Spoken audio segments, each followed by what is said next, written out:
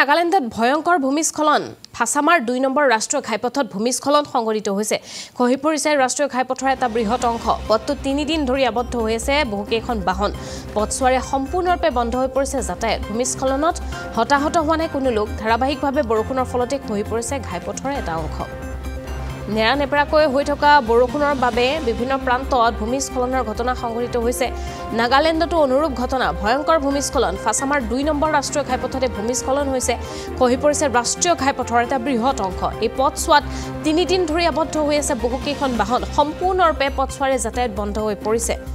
ভূমিস্খলনত অৱশ্যে এই মুহূৰ্তলৈকে কোনো লোক হতাহত হোৱাৰ খবৰ অহা নাই ধাৰাবাহিকভাৱে হৈ থকা বৰষুণৰ ফলতে খহি পৰিছে ঘাইপথৰ এটা বৃহৎ অংশ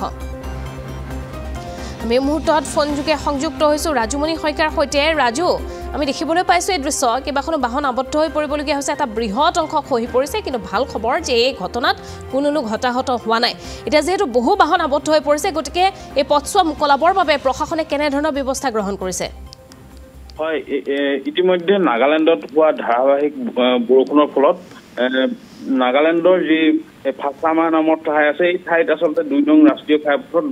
ভয়ংকৰ ভূমিস্খলনৰ ঘটনা সংঘটিত হৈছে আৰু এই ঘটনাত আচলতে কোনো লোক হতাহত হোৱা নাই যদিও বহু কেইখন বাহন আচলতে অসমৰ পৰা যোৱা বহু বাহন ইতিমধ্যে তাত আবদ্ধ হৈ পৰা খবৰ আমাৰ হাতত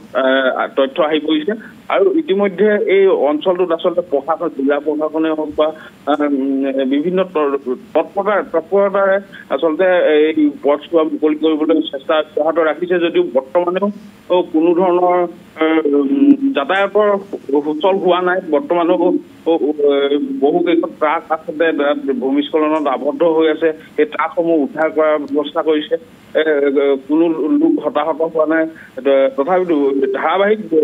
আজি পৰ্যন্ত ধাৰাবাহিকভাৱে বৰষুণ হৈ থকাৰ ফলত যাতায়াতৰ ক্ষেত্ৰতো যথেষ্ট অসুবিধা হৈছে আৰু সেই অঞ্চলটোত আচলতে যিসমূহ পথটো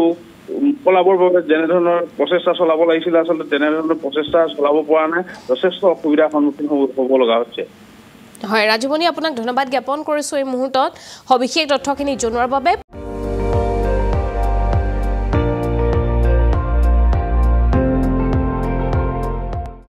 আপুনি চাই আছে ND24 সৰ্বশ্ৰেষ্ঠ নহয় সৰ্বোত্তমৰ দৌৰ